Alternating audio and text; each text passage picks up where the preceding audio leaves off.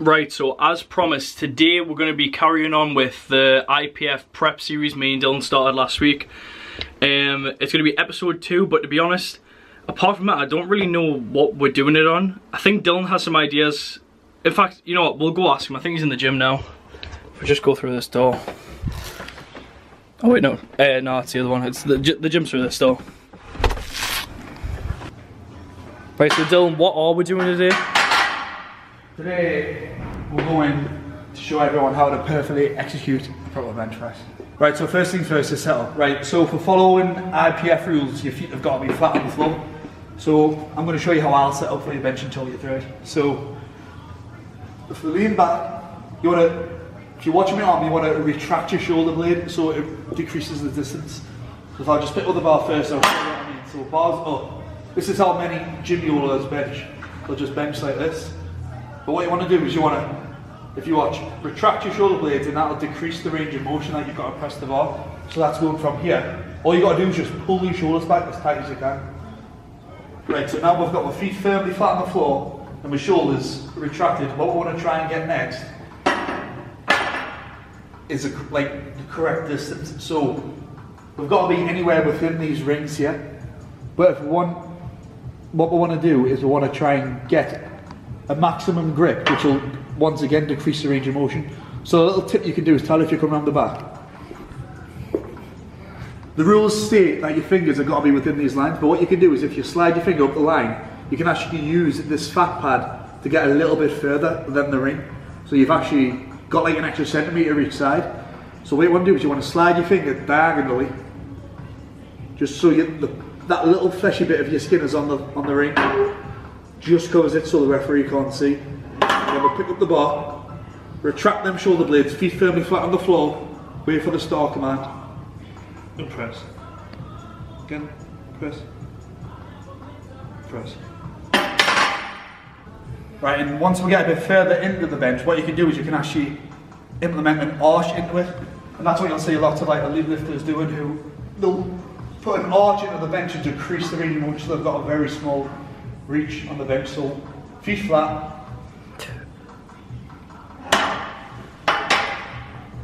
You want to tuck them shoulder blades back as far as you can. You want to get up on the shoulders.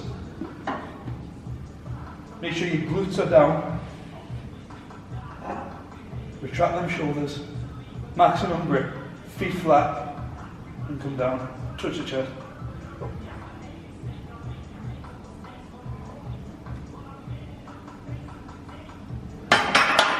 Right, next thing is the equipment that you're allowed to use in competition on the bench. Some people like to use a belt, which I don't really.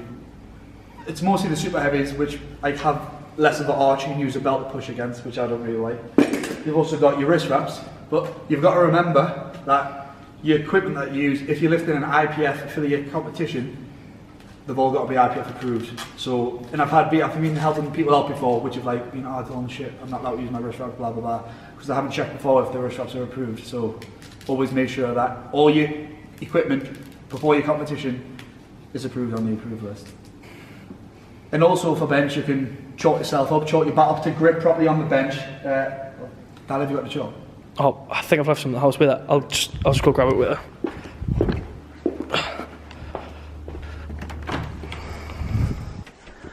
Thought I'd left it there. There you go, Dylan. I knew I had some somewhere. Cheers, mate. Right, and what we'll do now is I'll actually show you where to chalk on the bench and why also. So the reason why we're chalking up our back is because obviously we really want to get on the top of our shoulders to get that arch tucked in, so we want to use the chalk to grip the bench as much as we can so we can push the shoulders into the bench to create the biggest arch we can get. And also obviously chalk the hands for better grip on the bar, make sure it doesn't slip as we're going for our maximum grip on the bench. Right, and finally just to show everything in motion, I'm just going to show a relatively heavy 3-plate bench with obviously tucking everything in, retracting the shoulders, and with your commands as well. And we'll just give it a quick spot. Right, so fingers on the line, slide them out, max grip. Get as far back up on your shoulders as we can.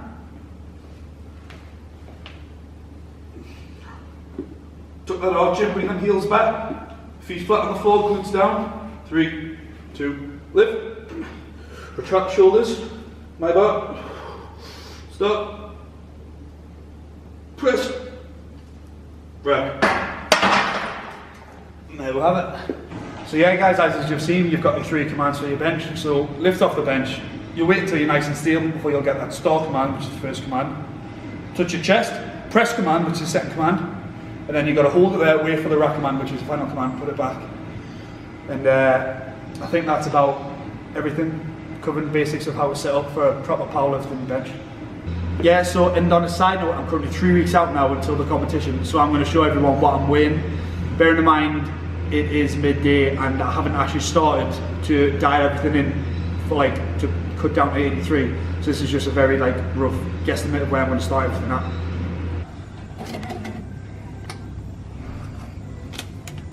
Oof.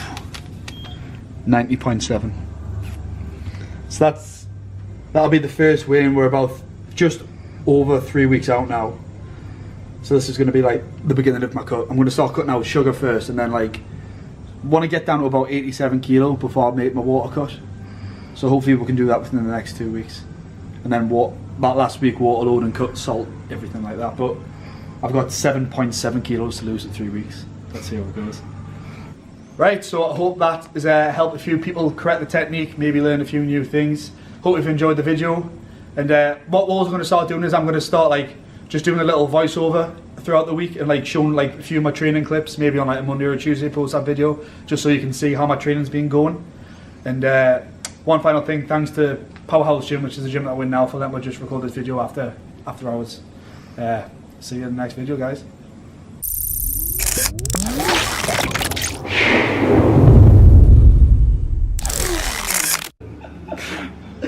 Right, start again.